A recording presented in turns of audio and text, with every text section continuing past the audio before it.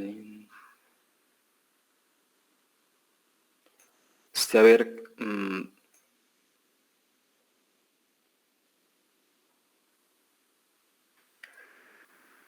Joseph Castroita, que nos puede explicar brevemente de qué trató la tarea y el artículo de qué se trataba.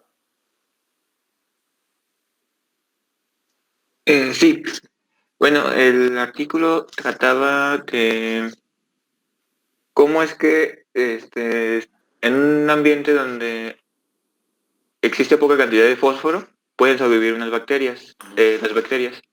Y la tarea trataba más que nada de explicar unas preguntas sobre los organismos que había y sus preferencias. Ok, ¿te acuerdas qué ambiente era este?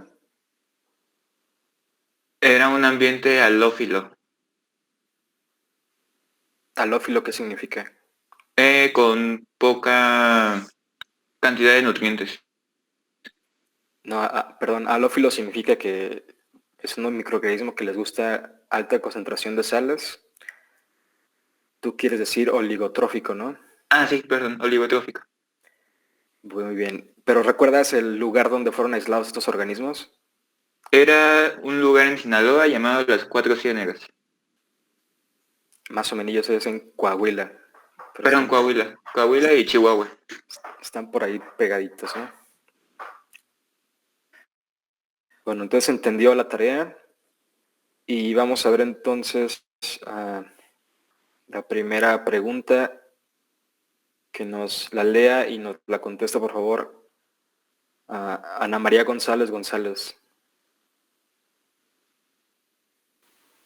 Sí, la primera pregunta dice, ¿qué tipo de medio utilizaron para aislar las bacterias de los suelos lacustres y cuál es el contenido de este medio?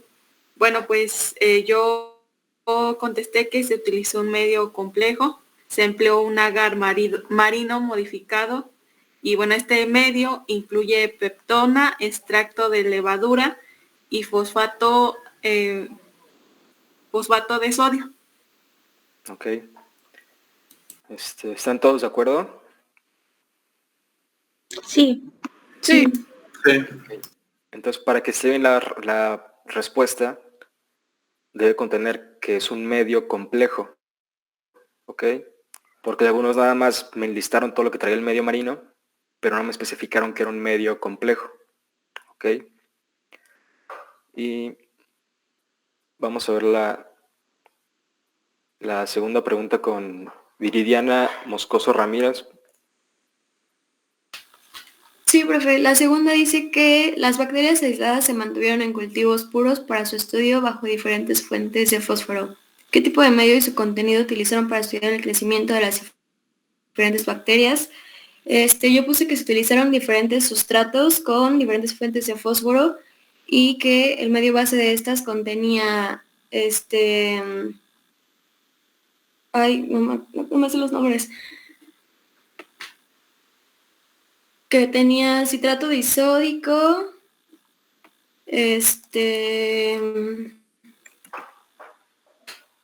sulfato de magnesio, aminoácidos, cloro de sodio, cloro de zinc, cloro de potasio, cloro de hierro, cloro de magnesio, cloro de calcio, glucosa, mezcla de aminoácidos y amonio. Muy bien. Solo te faltó definir qué tipo de medio es, según lo que hemos visto en clase. ¿Qué tipo de medio? Uh-huh.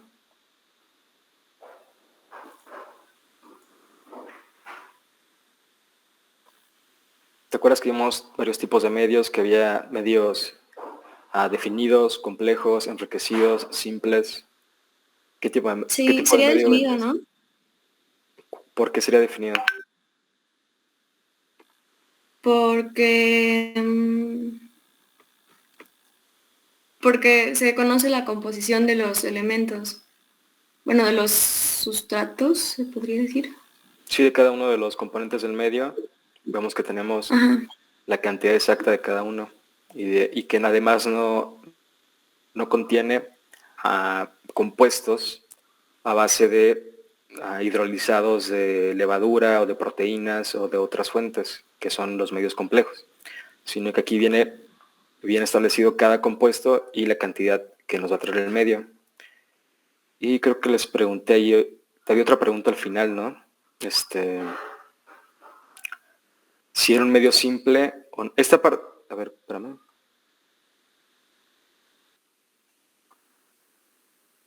Te faltó Eran también tres preguntas. entonces. Bueno, entonces ¿La de qué fuente se... que alguien más nos... ¿Cómo? Ok.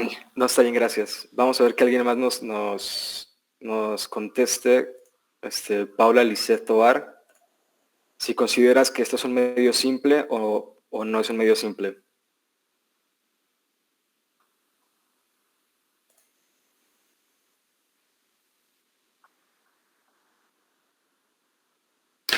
Sí es simple porque la única fuente de carbono que tenía era glucosa. ¿Están de acuerdo? Yo puse que no, porque también está enriquecido con vitaminas. Y se supone que los aminoácidos también son fuente de carbono, ¿no? Ajá. Sí, más que los aminoácidos, porque hay algunos organismos que necesitan, que no pueden sintetizar todos los aminoácidos que necesitan, y entonces sí hay que ponerlos en el medio, ciertos aminoácidos para ciertos tipos de cultivos. Sin embargo, recuerden, medio simple, nos vamos a enfocar más en las fuentes de carbono, que si bien los aminoácidos pueden ser fuente de carbono, hay una fuente de carbono más obvia en este medio, que también se utiliza para bacterias, muy en general. Creo que era la glucosa, ¿no? Está la glucosa 1, ¿y cuál sería el otro? ¿La trisbase que menciona? No, el trisbase se utiliza para ajustar el buffer, el pH, se utiliza como buffer.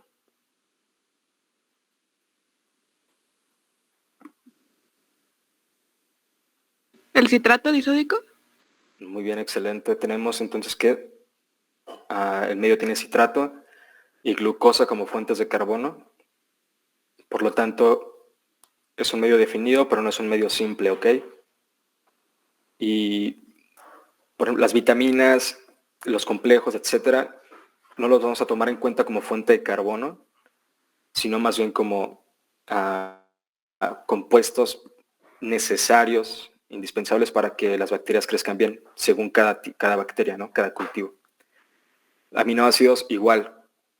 Y nos vamos a enfocar más en las fuentes como de carbono clásicas, digamos, la glucosa, el citrato sódico, a veces glicerol, a veces, pues, literalmente compuestos de carbono, ¿ok?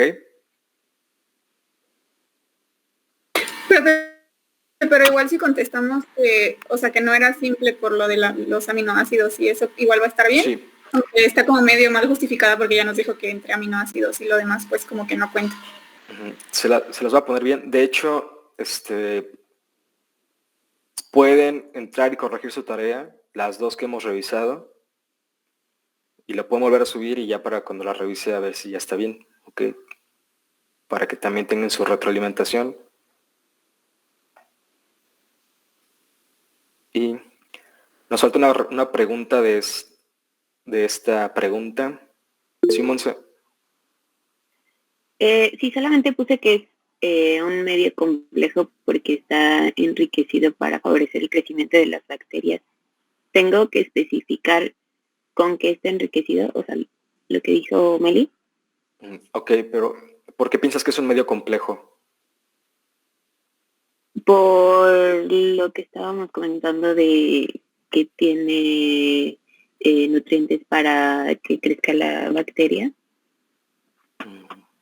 No, recuerda que si no definimos un medio complejo. Todos los medios... Que era, sí. O sea, dije que era definido, pero que no era simple, porque si no es simple es complejo, ¿no? No, si no es simple, pues no es simple. O sea, solamente no es simple. Exacto, sí. Ok. Puede ser definido y simple, porque solo tiene una fuente de carbono. ¿Por qué? Porque un medio complejo necesariamente va a traer una fuente no definida de carbono, o sea, un hidrolizado de proteínas o de levaduras o de otras fuentes de carbono que tienen una serie de compuestos que no están bien definidos cada uno. Entonces, por definición, no puede ser un medio complejo, no puede ser un medio simple, ¿ok? Ok, pero entonces especifico por qué no es un medio simple o nada más. Sí, porque no es un medio simple, ¿por qué? Porque tiene dos fuentes de carbono, que es la glucosa y que es el citrato. Ok. ¿Ves? Y nos faltan las fuentes de fósforo que utilizaron para ver en qué fuente les favorecía más el crecimiento de esta serie de bacterias. Sí, Monse. De hecho, ahí tengo una duda porque según yo es fosfato de potasio y fosfato de calcio, pero también había una tabla que decía que la actividad de las exoenzimas era mayor con ciertos tipos de fósforo o de fosfato.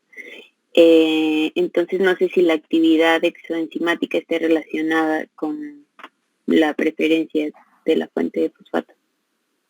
Sí debe estar relacionada, porque pues si la bacteria es capaz de producir esta enzima, lo hace por una razón, que debe ser la de destruir estos compuestos para después asimilarlos. Bueno, en el artículo también, esta parte de las exoenzimas es porque fueron al sitio y en el suelo encontraron esas exoenzimas. Y no me acuerdo si también después de cultivar las bacterias, checaron las exoenzimas en el medio. Creo que no, creo que solo fue en el sitio.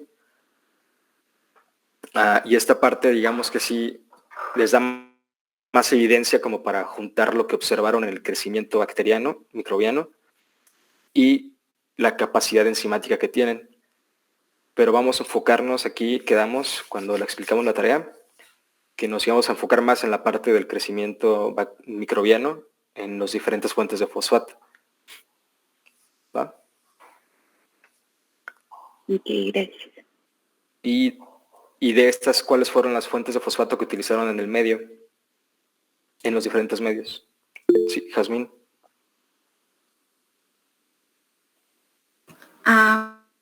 Bueno, yo le puse que el fosfato de potasio, fosfato de calcio, ácido 2-aminoetil, fosfónico, dietilfosfonoacetaldehído, fosfito y ADN. Muy bien. Sí. No, me equivoqué. Ya levantó la mano. Muy bien. Entonces, vamos a ver la siguiente pregunta. Si nos la puede responder, porfa, Laila Valdés.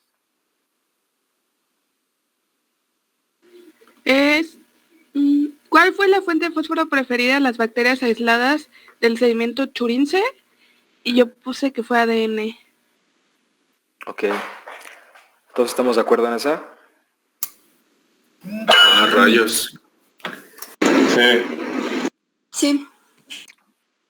Muy bien. Yo puse otra cosa, pero pues a lo mejor estoy mal, porque pues todos pusieron otra cosa. ¿Por qué? ¿Qué pusiste? Puse que, bueno, es que mencionaba en un gráfico que en especial ese sedimento era atrayente de fosfato de potasio. ¿Como el sedimento era rico en fosfato de potasio? No, que era atraído en fosfato de potasio, o sea que los dos que más prefería la bacteria era en sí el fosfato de calcio y el de potasio, pero entre estos el favorito era el de potasio. Pero pues supongo que estoy mal, o sea, sí. Sí, ¿eso lo encontraste en qué parte del artículo? ¿Escrito o en la gráfica? En un gráfico. ¿En la gráfica lo encontraste? Ajá, en una como de puntitos, pero pues, no sé, tal vez leí mal. Sí, más bien checa bien, porque Churince sí era como muy obvio que estaba... El 90% de las bacterias aisladas de este sedimento crecían muy bien en ADN. ¿Por qué creen que... O sea, ¿qué vendría siendo entonces el ADN? ¿Por qué utilizaron el ADN como fuente de fósforo, de fosfato?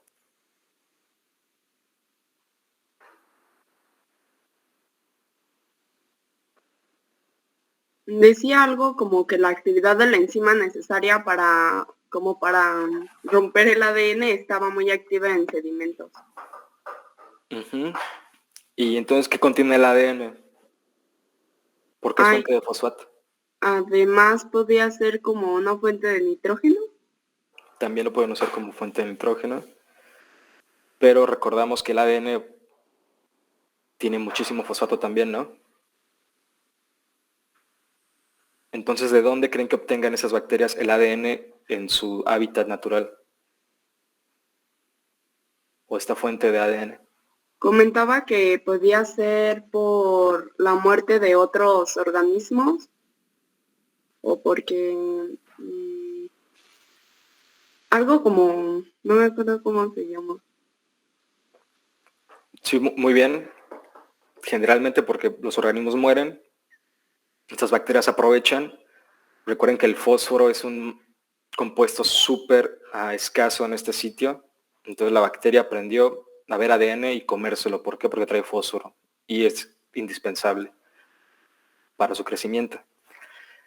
Entonces también, pues si come ADN, podríamos como imaginar otras cosas que están pasando ahí, por ejemplo, como una transferencia horizontal de genes. Recordamos, creo que hablamos un poco de esto, de la transferencia horizontal de genes. ¿Se acuerdan qué viene siendo? ¿Y qué estructura lo permite? Los plásmidos, ¿no? Muy bien, los plásmidos. Y vimos una estructura en la parte de morfología bacteriana que funciona como puente para que pase esta transferencia horizontal. Era un tipo de pared.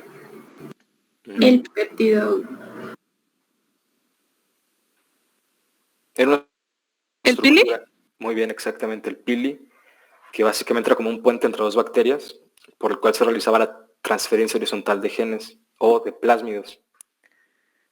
Entonces, aquí ahora los investigadores en otros estudios que realizaron, a partir de este estudio de que son muy buenos obteniendo ADN y metabolizándolo, también se les prendió el foco y dijeron, bueno, si son buenos para obtener ADN de bacterias muertas, también es muy probable que sean buenos obteniendo ADN de bacterias vivas, y aquí hay un intercambio horizontal de genes pues bastante grande, ¿no?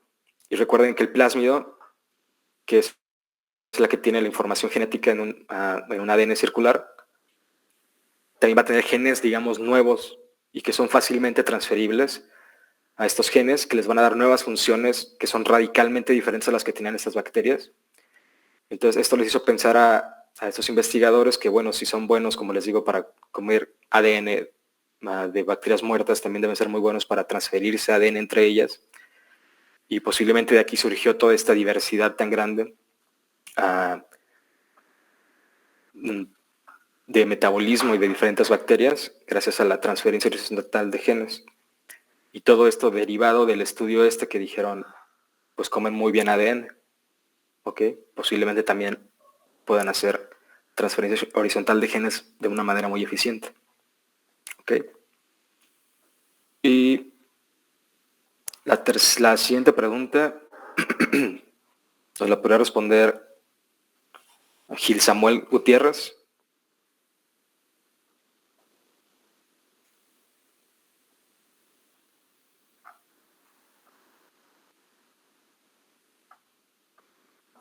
Se me hace que no está, tiene tache.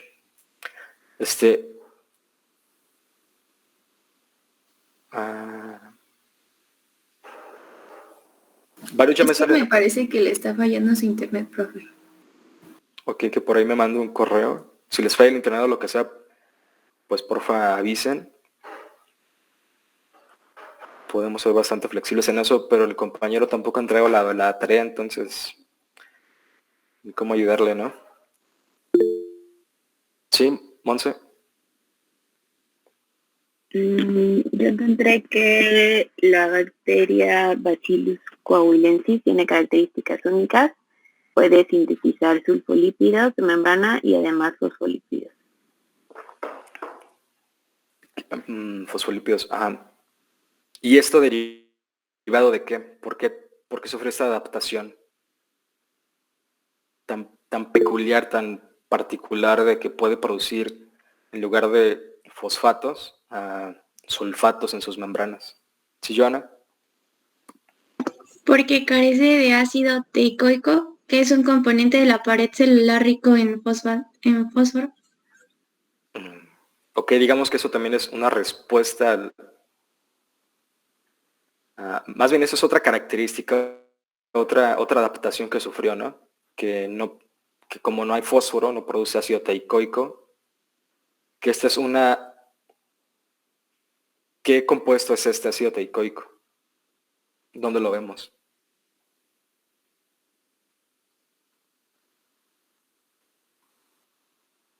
¿Dónde encontramos el ácido teicoico? En las bacterias. Estaban las gram positivas, ¿no? Estaban las gram positivas. En la pared celular, ¿no? Y es un componente importante de su pared celular. Vemos que esta Bacillus coahuilensis, ¿qué tipo de bacteria son los Bacillus? ¿Gram positivas o negativas?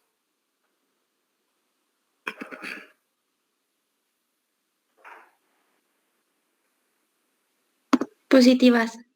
Muy bien. Recuerden que siempre, bueno, la mayoría de las veces cuando estudiamos bacterias gram positivas, tenemos que recordar Bacillus y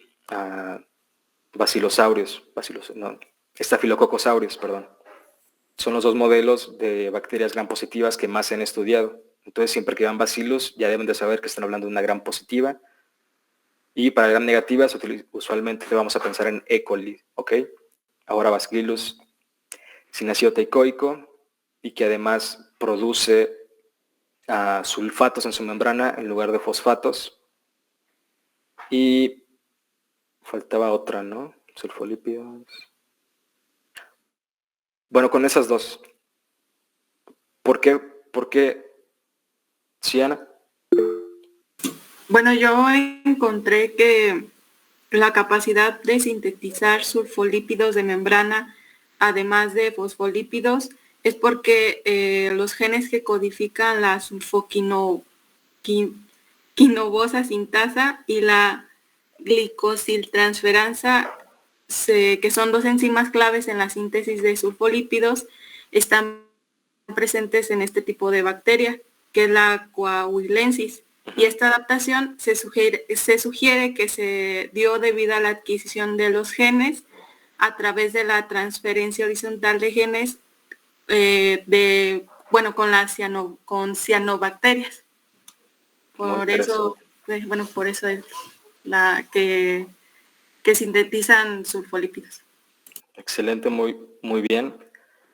Vemos ahí el papel importante que juega la transferencia horizontal de genes para darnos una adaptación radical, nueva. Pero vemos, ya nos explicó muy bien la compañera cómo se obtuvo esta nueva ventaja, ¿no? Esta nueva adaptación. Pero ¿cuál fue el motivo? ¿Cómo se fijó esta adaptación en esta bacteria? ¿Por qué la aceptó? ¿Y por qué se le quedó?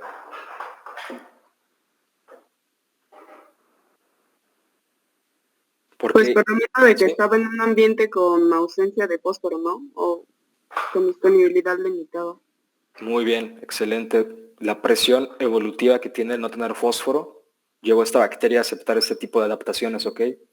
Y a todas en general en este ambiente, esa presión evolutiva las lleva a estas adaptaciones y a esta evolución bacteriana que vemos en este lugar en Cuatro Ciénegas. Y por eso es un lugar muy interesante para estudiar, que ha venido gente de la NASA a estudiarlo, gente de muchos lados, porque es un lugar, un ejemplo muy grande de evolución bacteriana. ¿Ok? Sí, Monza.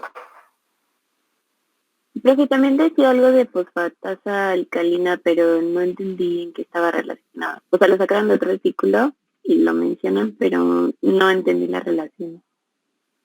¿Con Bacillus coahuilensis? Sí. Ok, sí. Perdón. La verdad no me acuerdo de esa parte, pero igualmente vemos que es una enzima, fosfatasa alcalina, no sé qué reacción nos esté realizando, pero debe ser para obtener fosfato inorgánico del suelo, que esto igual conlleva pues a una adaptación a un ambiente bajo en fosfato, muy escaso en fosfato. ¿Ok? Sí, Jocelyn. Yo enfoqué mi respuesta en eso de la fosfatasa alcalina, porque decía que normalmente como que la expresión de la fosfatasa alcalina se basaba en qué tanto fósforo había, pero en la Bacillus coahuilensis encontraron que con la presencia de fósforo ya la podía expresar. Y me metí al artículo que mencionaba ahí, y decía que estos resultados sugirieron que los cambios microevolutivos habían afectado las estrategias de utilización del fósforo, tanto a través de la pérdida de genes, por ejemplo, el gen de la fosfatasa alcalina en M26, como a través de cambios en la regulación de genes. Entonces, bien. Esa es una muy buena respuesta también. Excelente. Si la pusiste así está bien, porque es una de las adaptaciones que sufrió coahuilensis. Ya sea esa o que hace sulfolípidos de membrana, o ¿cuál era la otra? O que no tiene ácido teicoico, que de hecho no me han dicho en dónde está el ácido teicoico en las gram positivas. ¿Dónde lo encontramos? Pared celular, ¿no? En su pared celular. Entonces sí está bien esa respuesta. Grecia, creo que habías levantado la mano.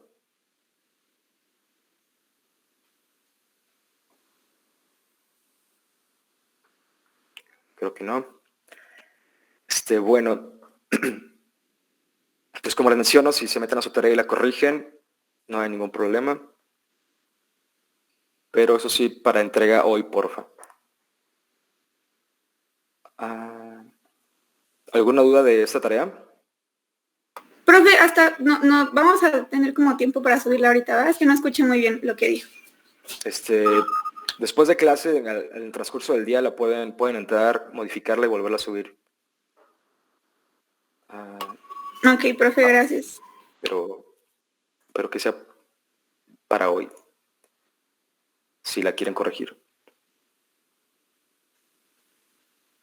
Es que yo la tuve que anular, o sea, pero ya la subí otra vez. Sí, está bien. Solo hasta el final de día, digamos, 11:59 de la noche. Vale, gracias. Vamos entonces creo que... no, acá está. A continuar la clase. Profe, ¿y qué pensó acerca del examen?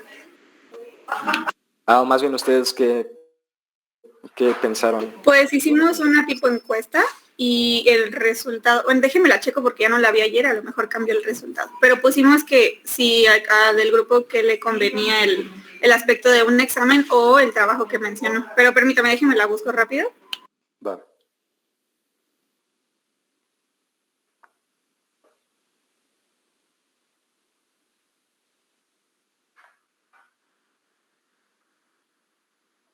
Pues 18 y 9 son 27. Faltan algunos de votar porque son unos 34, 35, pero la mayoría votó que investigar el microorganismo. Ok. Muy bien. Sí, la verdad aún no he visto bien cómo sería la dinámica o el examen, pero les va por ahí. Darles alguna lista de algún microorganismo y ustedes investiguen algunos puntos que yo les dé. Llegan algún reporte. Y así el examen, porque pues el examen así en línea se me hace una pérdida de tiempo, sinceramente. Entonces, si ganó así el reporte, pues lo checo bien y ya les digo la siguiente semana cómo quedaría, porque aún nos falta una unidad para el primer examen. Va.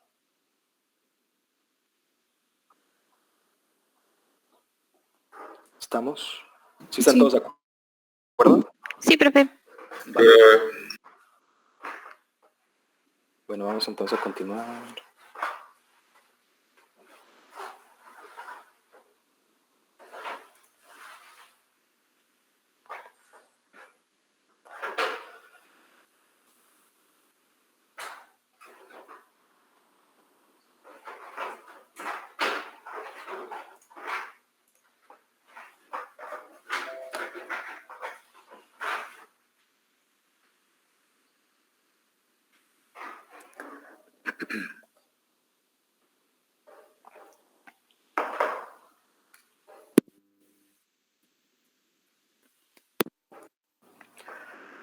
Bueno, para un repaso rápido donde nos quedamos, ¿se acuerdan entonces que vimos la fermentación y la respiración? Que quedamos que estas dos eran formas de las células para obtener energía, básicamente, ¿no? Entonces, ¿qué tipo de metabolismo es este? ¿Es un anabolismo o un catabolismo? La fermentación y la respiración. ¿Catabolismo? Muy bien. Hoy vamos a ver la parte del anabolismo brevemente. Nada más recordemos rápidamente el catabolismo, que vimos fermentación y respiración. Y nos quedamos al final en la respiración, que es básicamente es una cadena de transporte de electrones que nos produce una fuerza protonmotriz que la célula la utiliza para producir ATP a través de qué molécula, de qué enzima.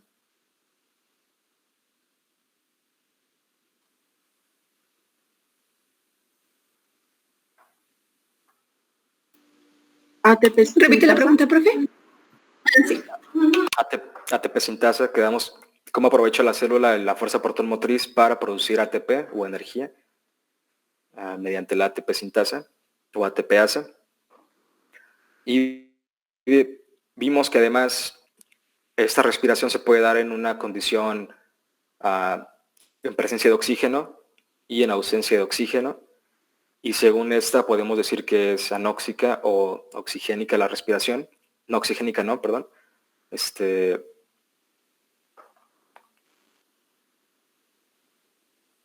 le pasó a mis slides?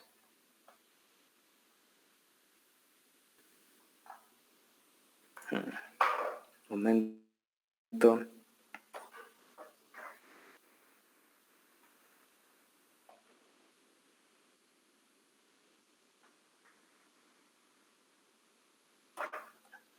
Ya.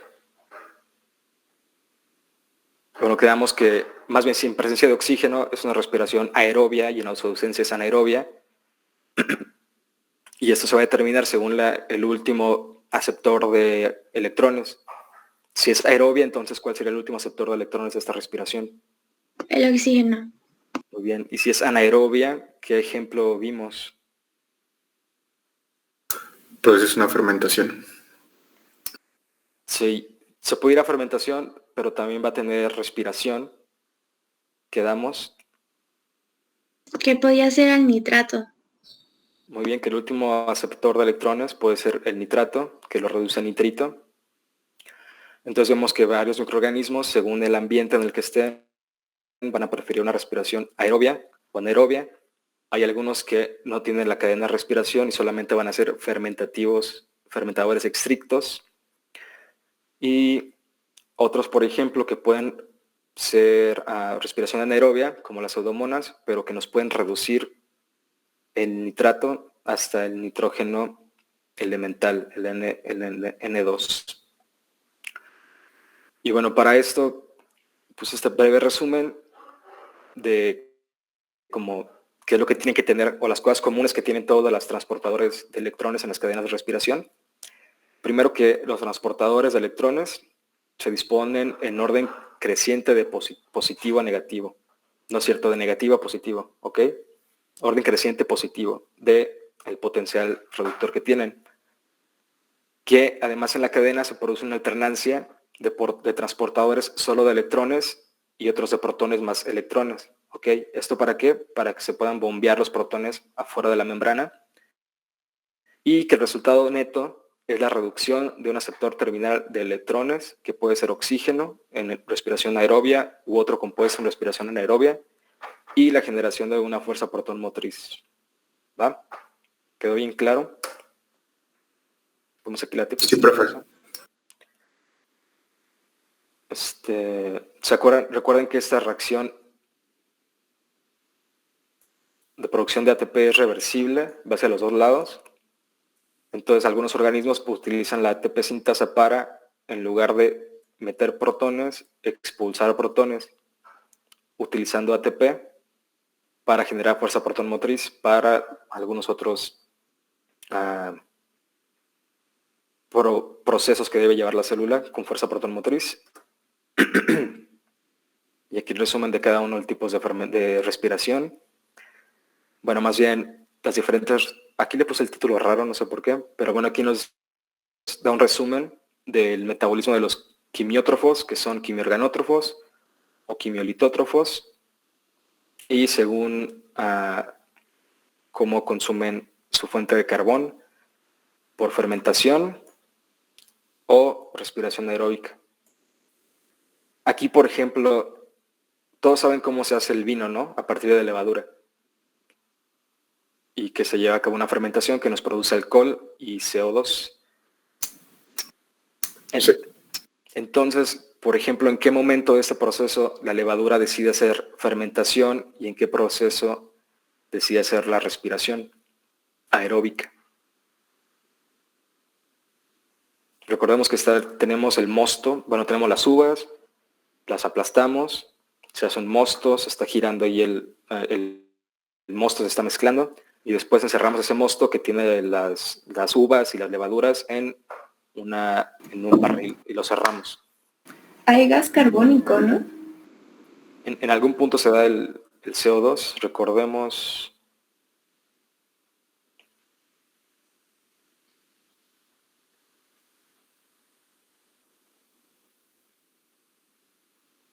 Chispas, ¿dónde está la fermentación?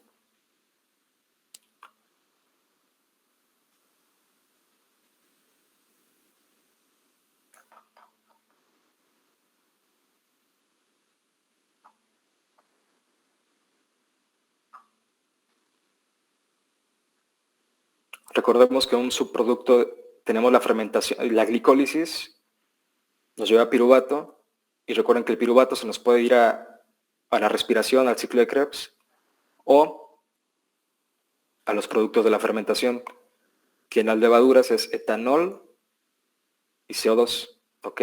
Es un producto de la fermentación de la glucosa. En las levaduras, el producir etanol y CO2, o como decías bien, gas carbónico. Ahora, la pregunta era, ¿en qué momento del proceso que les comenté de cómo se hace el vino, la levadura está realizando respiración y en qué momento está realizando la fermentación? ¿Sí?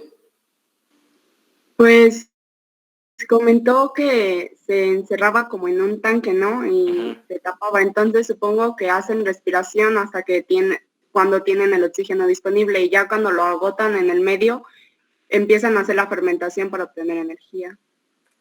Perfecto, exactamente como dice su compañera Grecia. Así la levadura no es que solamente haga fermentación, sino que cuando hay oxígeno y está en el mosto y estamos agitando el mosto y lo estamos revolviendo, estamos introduciendo básicamente oxígeno al ambiente. Ahí la levadura va a empezar a crecer utilizando el oxígeno, y la manera más eficiente de utilizar el oxígeno es por la respiración, porque nos da al final una producción neta de ATP más alta, 38 ATP por glucosas, la respiración, que a 8 ATPs la respiración acá, y solo 8 ATPs la fosforilación oxidativa y la fermentación, ¿ok? Entonces la célula siempre se va a ir a lo que le sea más eficiente según su ambiente. En este caso, en la levadura está en presencia de oxígeno, hay agitación, se va a ir entonces a utilizar ese oxígeno para la respiración, ¿ok? Y una vez encerrada en el barril, donde está produciendo, donde, como dice la compañera, en algún punto el oxígeno se va a agotar, porque lo tenemos sellado, entonces va a cambiar su metabolismo, a empezar a hacer la fermentación, a empezar a producir el alcohol. Y bueno, vimos a los quimiorganótrofos, pero también hay quimiolitótrofos que en sus compuestos, sus donadores de electrones no son orgánicos, no es como la glucosa u otra fuente de carbono, sino que son compuestos inorgánicos, como el hidrógeno o el amonio. Más adelante veremos algunos ejemplos de esto en otra unidad.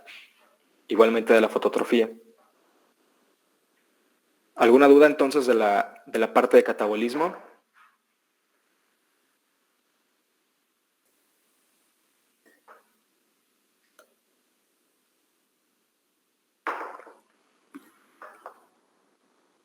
Porque veremos biosíntesis.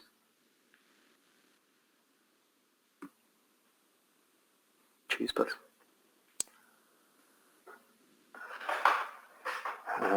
Bueno, vamos entonces a la biosíntesis, que sería qué forma de metabolismo entonces, catabólica o anabólica. Anabólica. Excelente. Vamos a verla muy brevemente porque igual es como un repaso de bioquímica. Vamos a ver primero la producción de carbohidratos y polisacáridos. Usualmente, ¿para qué se utilizan los polisacáridos en la célula, en los microorganismos, bacterias? ¿Dónde los podemos encontrar? En bacterias. Con función estructural, ¿no? ¿Cómo?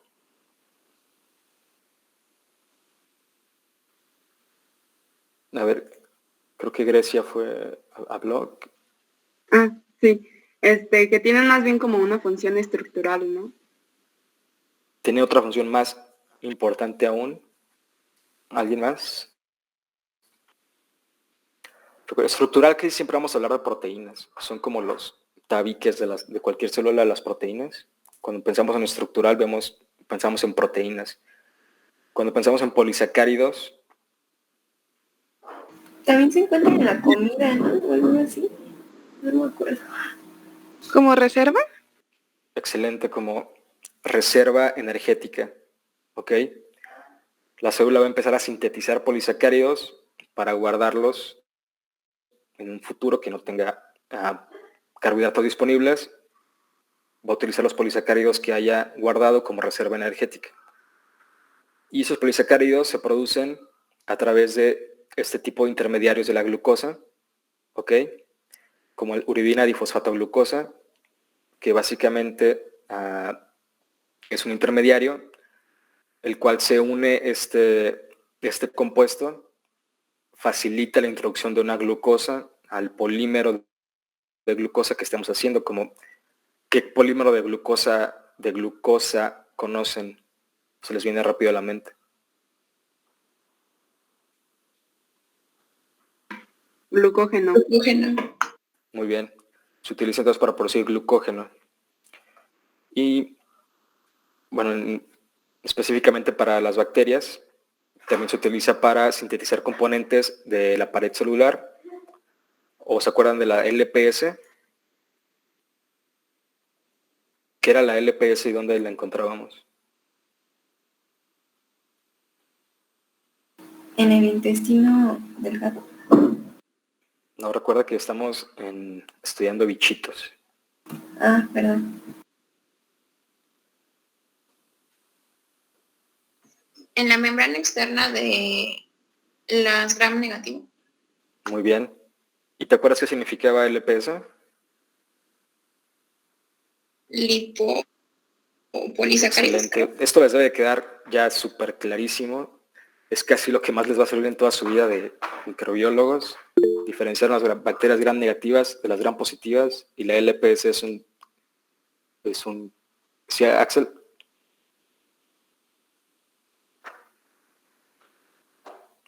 ¿Levantó la mano Axel? Sí, la tiene. Perdón, no me equivoqué. Que se andaba estirando. Bueno, LPS, lipopolisacáridos, gram negativas, membrana externa de gram negativas y también como reservorio de energía. Y bueno, ese proceso de gluconeogénesis, que la célula puede producir glucosa a partir de otras fuentes de carbono, como el fosfonilpiruvato. Otra parte de biosíntesis del carbón, que es la ruta de polisacáridos o de sacáridos, que es la ruta de las pentosas. Vemos que la glucosa, al ser introducida a la célula, se puede ir por una vía metabólica que se llama la ruta de las pentosas, que básicamente es convierte esa glucosa 6-fosfato en ribulosa 5-fosfato, o sea, la descarboxila, le quita un carbón. Este es de 6 carbones, este es de 5 carbones, y aquí vemos el resultado de la descarboxilación, como sale un CO2.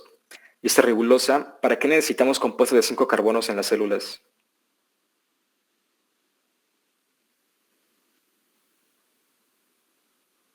Así clásico, compuesto importante que necesita ribosas. Para el ADN. Excelente para los ácidos, para los nucleótidos.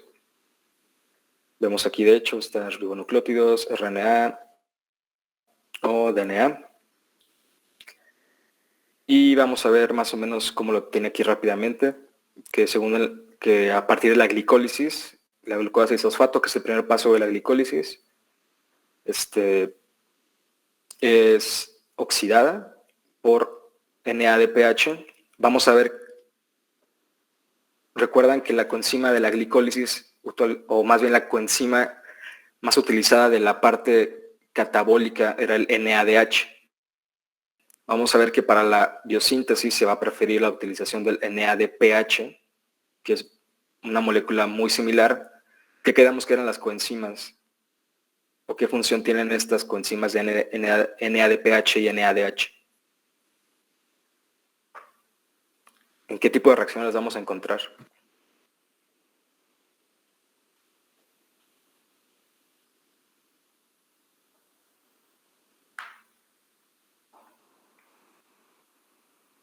En reacciones espontáneas. Más específicamente.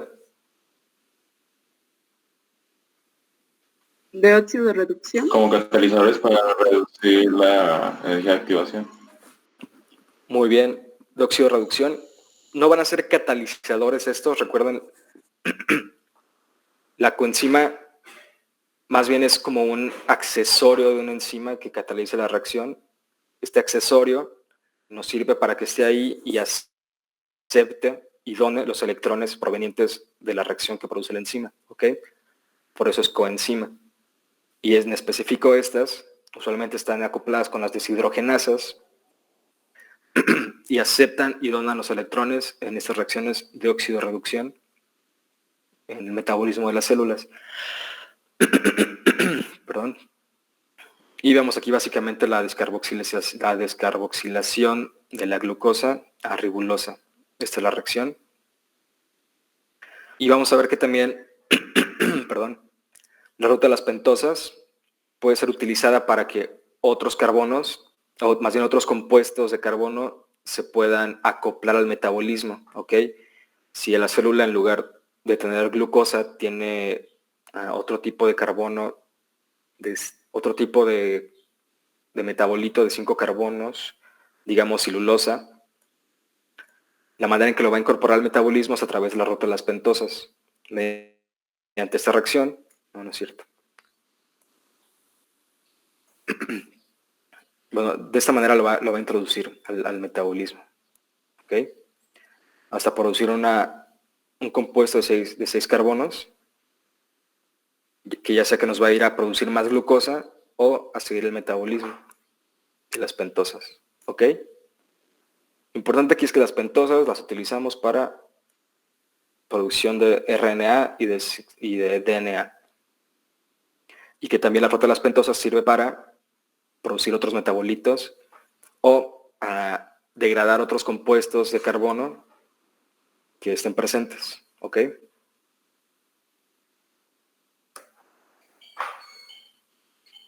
Vamos a otra biomolécula importante para las células, que son los aminoácidos.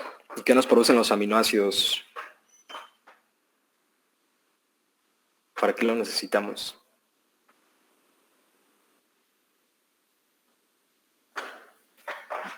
Para formar proteínas complejas. Para formar proteínas. Entonces es una parte muy importante de la biosíntesis que los microorganismos nos produzcan proteínas a partir de la síntesis primero de los aminoácidos. Vamos a ver que los aminoácidos se dividen según la fuente de los esqueletos de carbono de los cuales se derivan, ¿ok? Vemos aquí la familia de la alanina, que se deriva del piruvato, familia de la serina, trisosoglicerato, y estos dos son derivados de la glicólisis, ¿ok? Los aromáticos, y vamos a ver otros que se derivan del ciclo del ácido cítrico, del ciclo de Krebs, que son otras familias de glutamato y el aspartato, y se llaman, por ejemplo, el título que tienen es porque primero producen alanina y después ya pueden producir valina y leucina. Primero producen serina y después ya pueden producir estos dos. Vamos a ver entonces aquí la manera en que se obtienen los aminoácidos y más que nada cómo incorporamos el nitrógeno en los aminoácidos. ¿Se acuerdan cuál es la estructura de un aminoácido?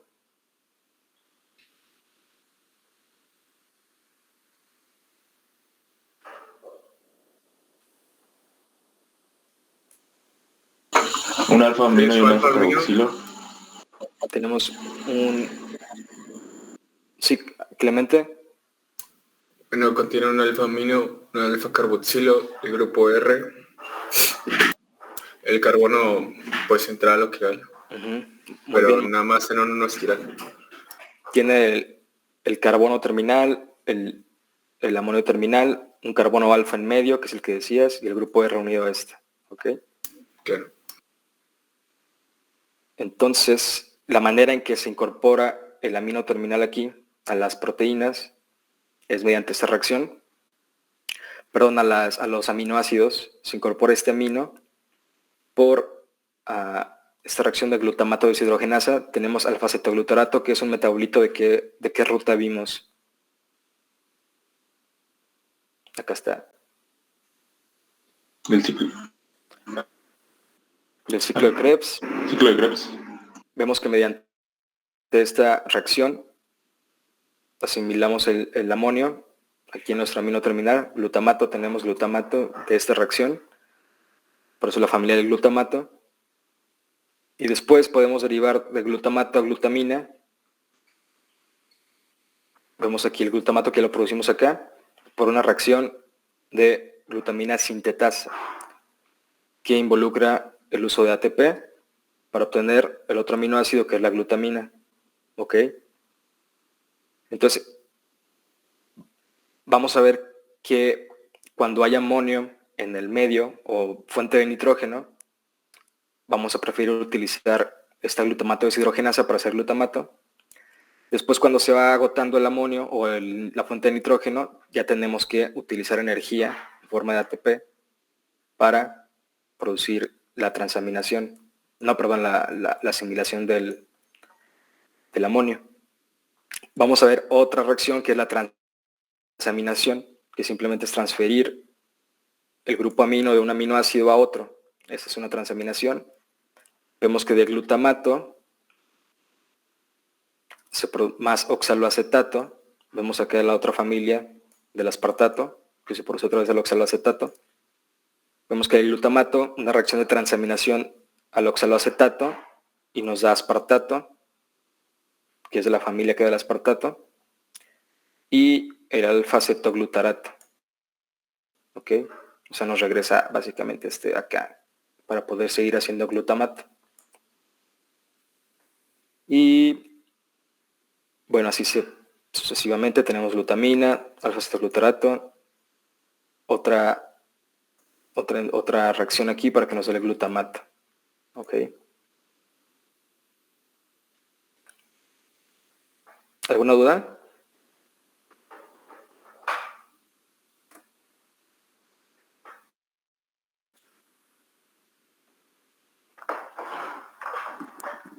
Y los nucleótidos, tenemos, básicamente aquí vamos, lo que nos va a interesar son los precursores que sintetiza la célula para los nucleótidos.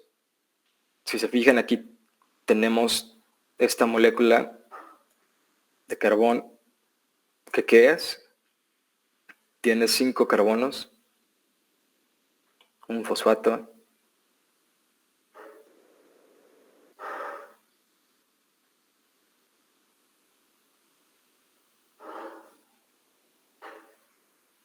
La acabamos de ver. Una ribosa. Muy bien, recordemos, nucleótidos son una ribosa con su base nitrogenada. De hecho, aquí está el nombre, ribosa 5-fosfato, porque aquí está la ribosa, el fosfato, que aquí es donde ocurre la polimerización del ADN o del RNA con otra molécula de fosfato y otra ribosa, y se va formando la cadenita de ácidos nucleicos.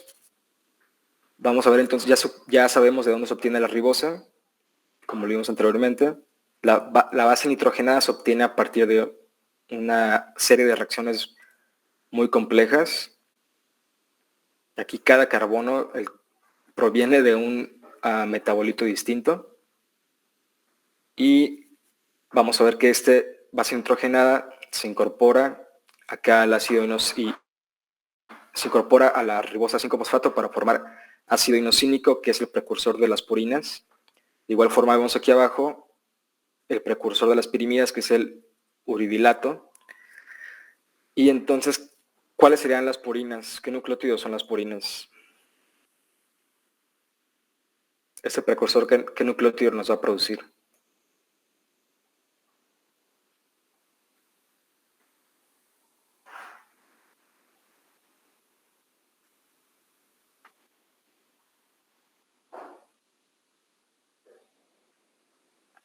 ¿No se acuerdan cuáles son las purinas?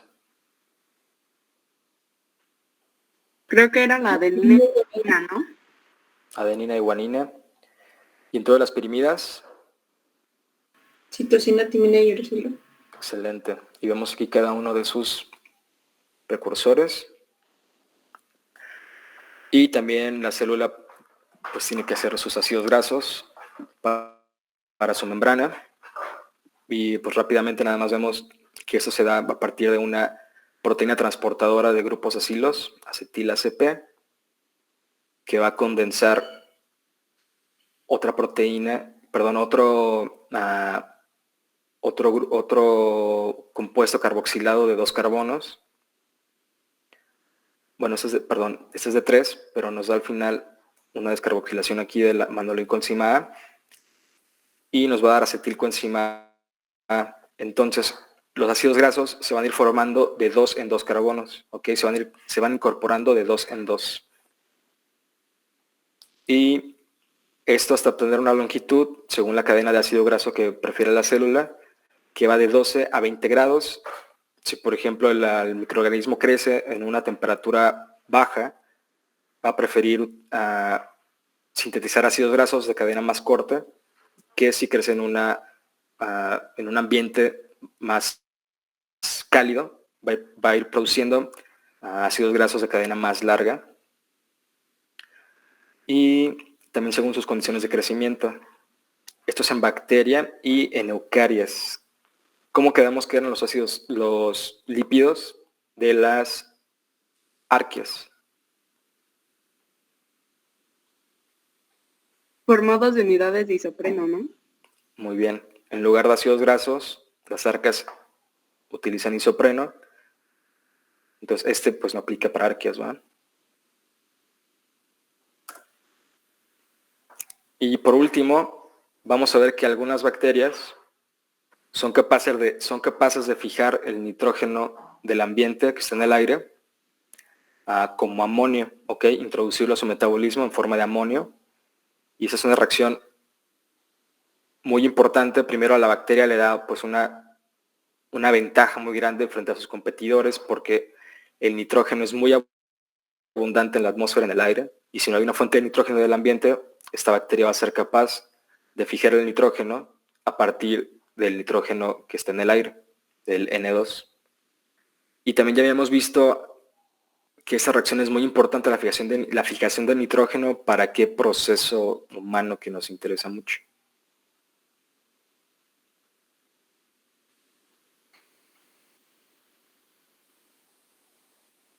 Entonces este bicho nos ayuda a qué, la fijación de nitrógeno.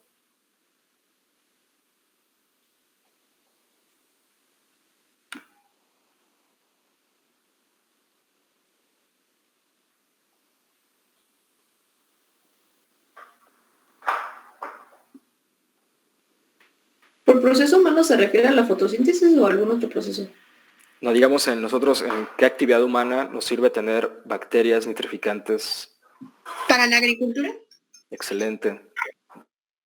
Recordemos que las bacterias fijadoras de nitrógeno son muy importantes en la agricultura porque las plantas obtienen el nitrógeno de fertilizantes o de las bacterias que están en su ambiente que fijan el nitrógeno del aire, que sabemos, bueno, se difunde, el aire se difunde en el suelo, el suelo está lleno de aire que contiene nitrógeno, y de ahí la bacteria puede fijar ese nitrógeno para producirlo como amonio, y en una relación simbiótica con la planta, la bacteria le proporciona este amonio a la planta.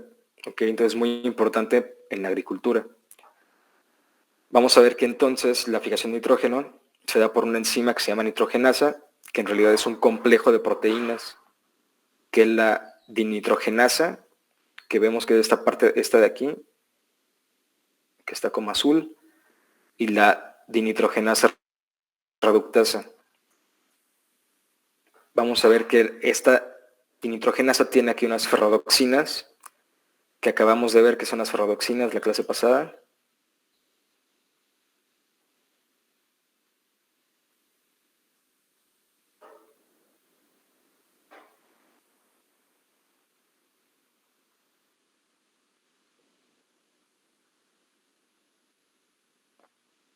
¿Nadie se acuerda?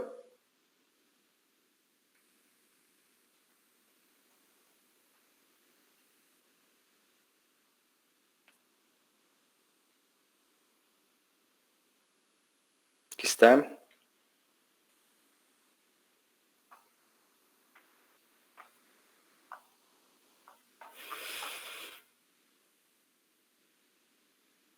¿Para qué sirve la ferrodoxina entonces ya viendo esta presentación?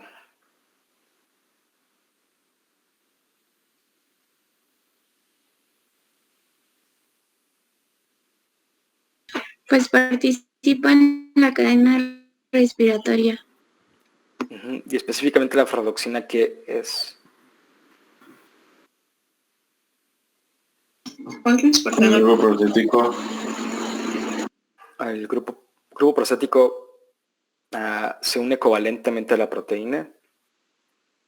Vamos a ver que más bien es una coenzima que participa ahí en las reacciones para transportar electrones, más bien. Es un transportador de electrones, aceptor y donador de electrones. Y las enzimas lo acoplan para acoplarla a su reacción y de oxidorreducción, y de esta forma donar o aceptar los electrones derivados de esta reacción. Los encontramos, como dijo la compañera, aquí en la cadena de la respiración. Aquí hay una ferrodoxina, aquí hay otra. Y, o sea, esto no significa que este compuesto sea específico de la cadena de respiración, ¿ok? Como lo podemos ver, lo podemos encontrar en otras enzimas, como el caso de la nitrogenasa.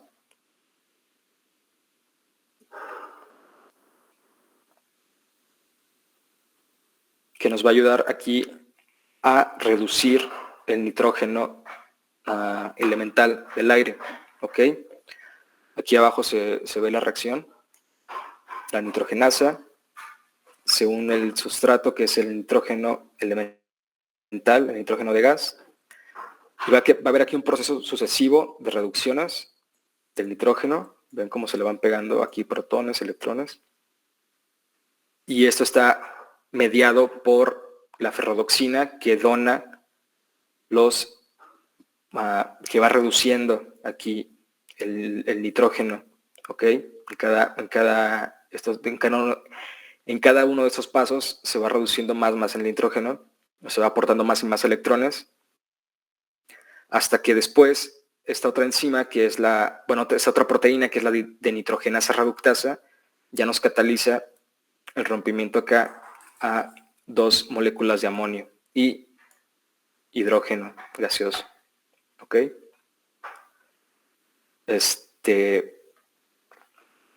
Creo que veremos más adelante cómo funcionan bien las bacterias fijadoras de nitrógeno. tal vez se las pongan en el examen para que investiguen bien cómo es. En el examen que va a ser como reporte. Sí, Carlos. Profe, ¿cómo dijo que se llamaba la enzima que reducía al nitrógeno? Se llama nitrogenasa. Pero es un complejo formado de 2 proteínas. Toda la nitrogenasa es un complejo formado por la proteína dinitrogenasa, que es esta de aquí que tiene las ferrodoxinas, y la dinitrogenasa reductasa, que es esta de aquí, que al final ya cataliza la reacción para liberar el amonio y también, ¿cómo se llama esto? Hidrógeno. Es un complejo de 2 proteínas, la nitrogenasa. Vemos también que utiliza mucha energía, es un proceso, mucho ATP, 16 moléculas de ATP. ¿Por qué? Porque el nitrógeno es un gas muy estable, muy estable, debido en parte a sus 3 enlaces que tiene aquí, ¿ok? Para formar nitrógeno elemental. Por esto es una reacción que sería, que tiene que ser acoplada a ATP para que pueda llevarse a cabo de una manera espontánea, ¿ok? Ahora se sabe que esta reacción es inhibida por la presencia de oxígeno, pero bueno, sabemos que en el aire también hay oxígeno, ¿no? Entonces, ¿qué mecanismos creen que tenga esta bacteria para evitar que entre en contacto con el oxígeno?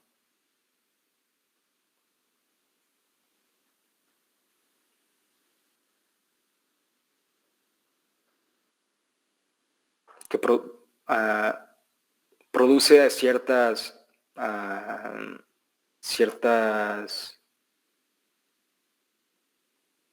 produce compuestos que ya vimos en la clase de morfología. Produce unas barreras, digamos.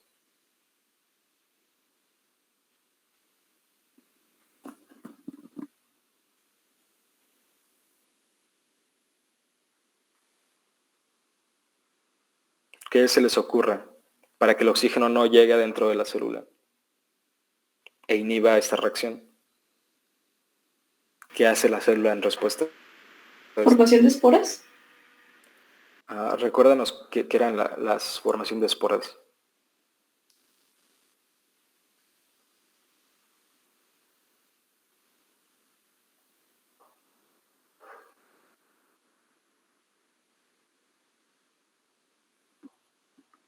¿Sí te acuerdas qué era una espora y para qué la produce la célula?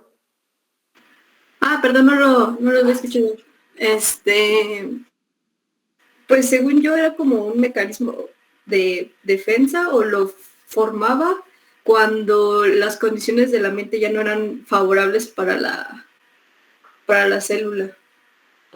Entonces, recordamos muy bien que sacaban, digamos, un nutriente esencial para la bacteria y esta forma una espora o comienza a esporular. Sin embargo, recordemos que la espora es una forma de vida latente, o sea, su metabolismo es muy bajo, realmente no está creciendo, está ahí como una posibilidad de regresar a la vida, digamos. Pero estamos hablando aquí ahorita de que esta bacteria necesita estar fijando nitrógeno y hay nitrógeno en el ambiente, entonces para seguir creciendo.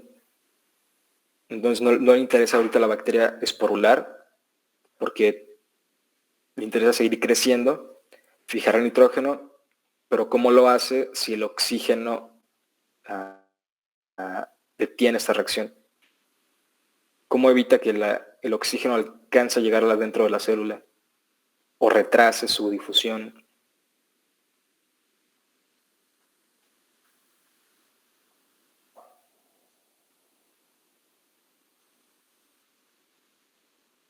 Puede hacer estructuras que vimos en la parte de morfología. ¿Se acuerdan?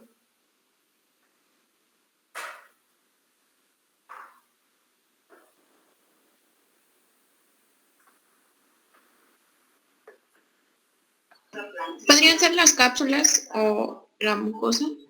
Muy bien, excelente. Puede formar algún tipo de cápsula o en este caso forma mucosas, como lo vemos aquí en esta imagen. Aquí afuera tiene como esta capa gruesa, que básicamente son mucosas hechas de polisacáridos y proteínas. Entonces esta barrera va a permitir la difusión de oxígeno, pero de una manera muy lenta. ¿Okay? Y recordemos que el nitrógeno está en mucha mayor concentración en el aire que el oxígeno. Entonces mientras el oxígeno va a entrar más lento, va a entrar nitrógeno también, pero va a entrar en mayor cantidad para que se realice para que pueda realizar esta reacción. ¿Se les ocurre alguna otra forma en que la célula puede hacer esto? Digamos ya pensando en el ambiente, no en un cultivo puro, sino en un ambiente bacteriano.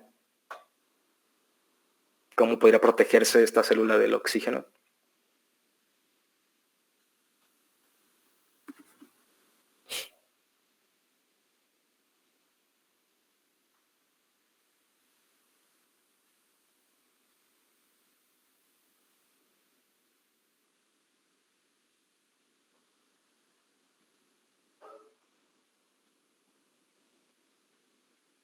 ¿Qué se les ocurre si hay una comunidad bacteriana que viven juntas, diferentes nichos, pero aún así entre ellas se comunican de alguna forma, y a esta bacteria no le gusta el oxígeno? ¿Qué creen que haría en esa situación donde tiene otras bacterias, compañeras, amigas al lado? Pues en el intercambio, no sé, se adaptarían o buscarían una forma de adaptarse. Sí, digamos. Porque recordemos que en el ambiente las bacterias siempre están en comunidad, no hay poblaciones aisladas de bacterias, siempre están en comunidad. ¿Sí, Jasmine? ¿Podría ser lo del biofilm? Perfecto. Y si las encontramos en el ambiente, sobre todo en lugares sólidos como el suelo, estas van a formar lo que quedamos que era el biofilm, que es una comunidad bacteriana unida una con otra mediante mucosas, otros polisacáridos, y se crea este biofilm que además de tener el efecto de que nos va a retardar la difusión de oxígeno en la célula, puede ser entonces que esta célula se coloque en el biofilm de tal forma que quede entre sus compañeras, ¿no? Y las demás, digamos, la protejan de la difusión del oxígeno, porque queda encerrada o al lado de otras células que sí les gusta más estar en un ambiente con oxígeno, mientras que las que no se van a quedar más encerradas dentro del biofilm o de la comunidad bacteriana. ¿Ok? Entonces no hay que ver esos temas como separados, hay que empezar como a tratar de unir todo esto para la microbiología. Y creo que, bueno, ¿queda alguna duda?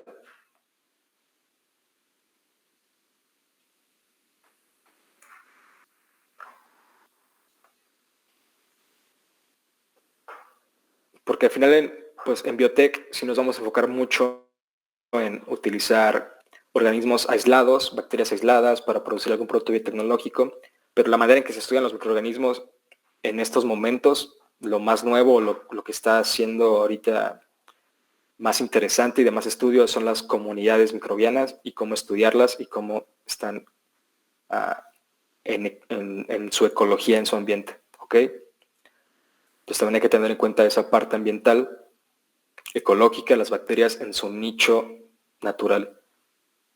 ¿Ok? Y esto simplemente es una de la parte de anabolismo, como un resumen que me encontré en un artículo que está aquí, de dónde obtiene la célula sus esqueletos de carbono para producir sus biomoléculas. Por ejemplo, vimos los aminoácidos que están aquí como en color café. Vemos aquí los aminoácidos que vienen del alfa-cetoglutarato, los aminoácidos que vienen del 3-fosfoglicerato, los que vienen del fosfonilpiruvato, los que vienen del oxaloacetato, etc.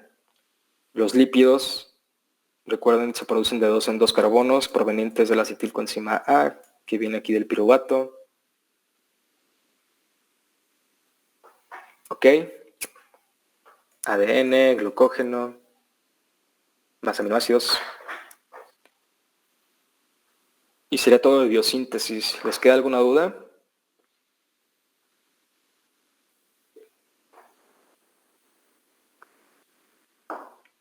De momento no, profe. Creo que no. Bueno, pues los que quieran corrigen su tarea y la suben. Tienen hasta hoy en la noche. Y si ya no tienen dudas, nos vemos entonces el martes. Gracias. Buen día. Nos vemos. Hasta el martes, profe. Lindo día. Gracias, profe. Buen día. Gracias, bye. Gracias.